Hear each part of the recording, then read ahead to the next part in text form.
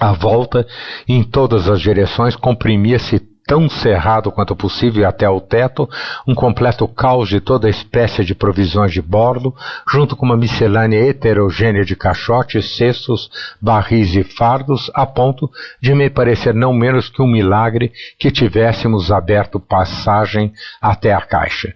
Descobri mais tarde que Augustus acondicionara a carga nesse porão, com vistas a propiciar-me um perfeito esconderijo, tendo contado com a ajuda de apenas um assistente, um homem que não zarparia com o brigue. Meu companheiro mostrou-me então que uma das extremidades da caixa podia ser removida à vontade. Correu-a de lado e mostrou-me um interior com o qual muito me entretive. Um colchão de um dos leitos das cabines cobria todo o piso e ela continha quase todo o artigo de conforto que podia ser acumulado em espaço tão exíguo, concedendo-me ao mesmo tempo lugar suficiente para me acomodar, fosse em posição sentada ou deitada de comprido.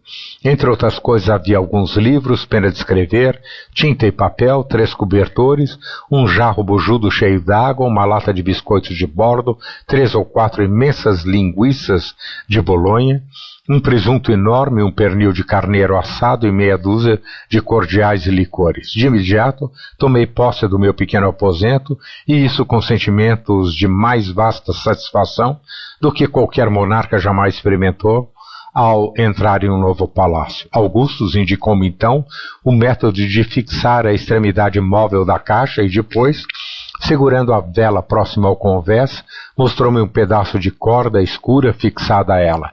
Essa corda, disse-me, estendia-se do meu esconderijo, serpenteando por entre todas as tralhas, até um prego fixado ao convés do porão, logo abaixo do alçapão que conduzia a seu camarote. Por meio dessa corda eu seria prontamente capaz de encontrar a saída sem que ele me servisse de guia, caso algum acidente imprevisto tornasse necessária tal providência. Ele então se despediu de mim, deixando-me a lanterna, junto com um abundante suprimento de velas e fósforos, prometendo-me uma visita assim que lhe fosse possível fazê-lo sem chamar a atenção. Isso foi em 17 de junho. Permaneci 3 dias e 3 noites, ao menos assim presumia, sem sair do meu esconderijo, exceto 2 vezes, para esticar os músculos, erguendo-me ereto entre 2 caixotes bem diante da abertura. Durante todo esse período não tive notícia de Augustus, mas isso pouco me inquietou, pois sabia que o brigue se faria ao mar a qualquer instante, e na afobação meu amigo não haveria de encontrar facilmente ocasião de descer para uma visita. Enfim, ouvi o alçapão abrir e fechar, e dali a pouco ele me chamou numa voz surda, perguntando-me se tudo estava bem, se havia algo de que eu precisasse. Nada, retruquei, mais confortável eu não podia estar. Quando zarpa o brigue, em menos de meia hora levanta a âncora, ele me respondeu. Vim para avisá-lo de medo que você estivesse aflito com minha ausência. Não vou ter chance de descer novamente por algum tempo. Talvez por mais 3 ou 4 dias. Tudo está correndo bem lá em cima. Depois que eu subir e fechar o alçapão, deslize de mansinho pela corda até onde está afincado o prego. Lá vai achar meu relógio, que pode lhe ser útil, já que você não tem a luz do dia para estimar o tempo. Imagino que não possa dizer há quanto tempo está enterrado aqui. 3 dias somente. Hoje é dia 20. Eu bem que traria o relógio até a caixa, mas receio que deem pela minha falta. Dito isso, subiu. Cerca de 1 hora após ter partido, senti nitidamente o brigue em marcha e felicitei-me de ter enfim começado uma viagem. Satisfeito com essa ideia, resolvi pôr-me tão à vontade quanto possível e aguardar tranquilamente o curso dos eventos até que me fosse permitido trocar a caixa pelas acomodações mais espaçosas, mas dificilmente mais confortáveis da cabine. Cuidei antes de tudo de apanhar o relógio.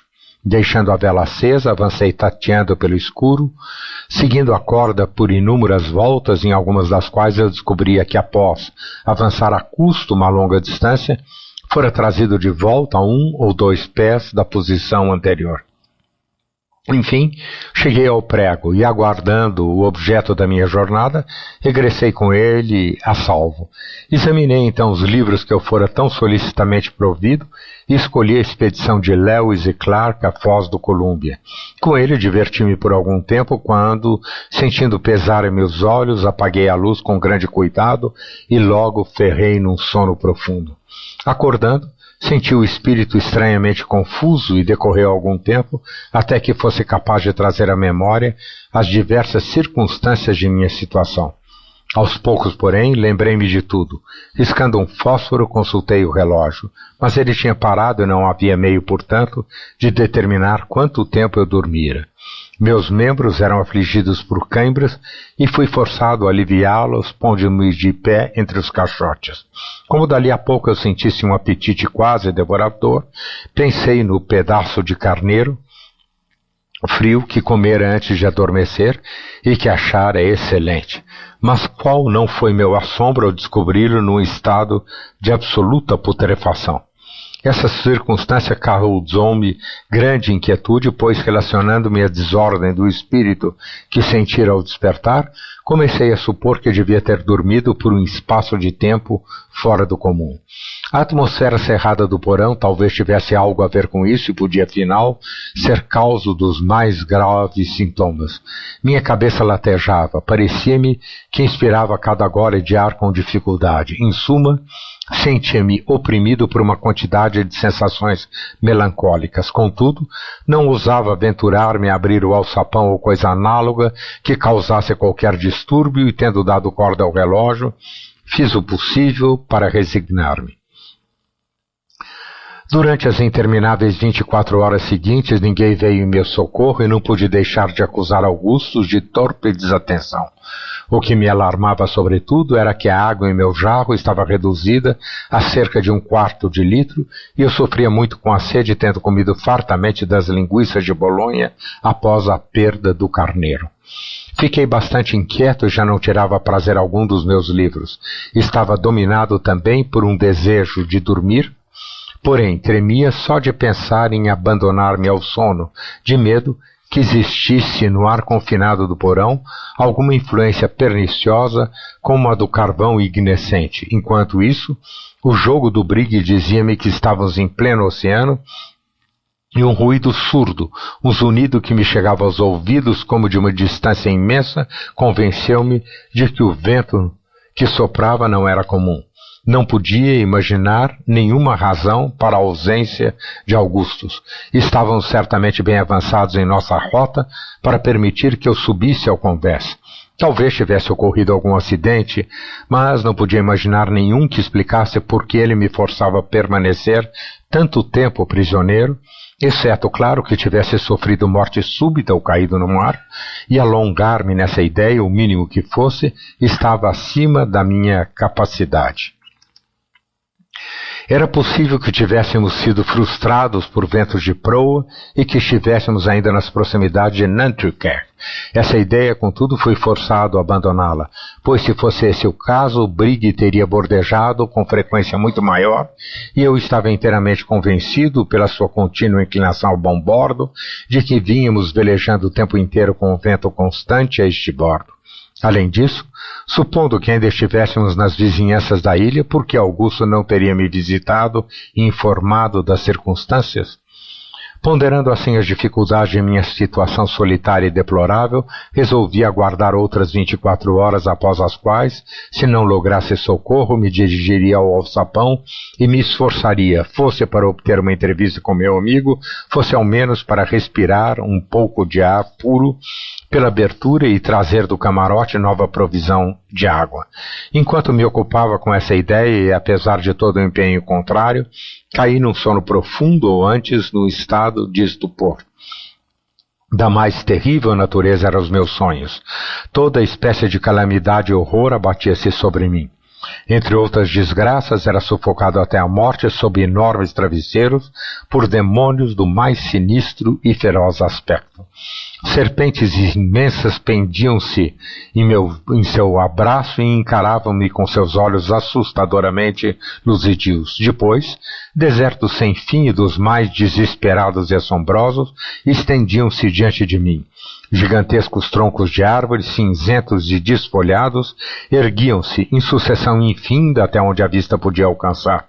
Suas raízes perdiam-se em amplos pântanos, cujas águas sombrias de um negro intenso jaziam abaixo, terríveis em sua imobilidade.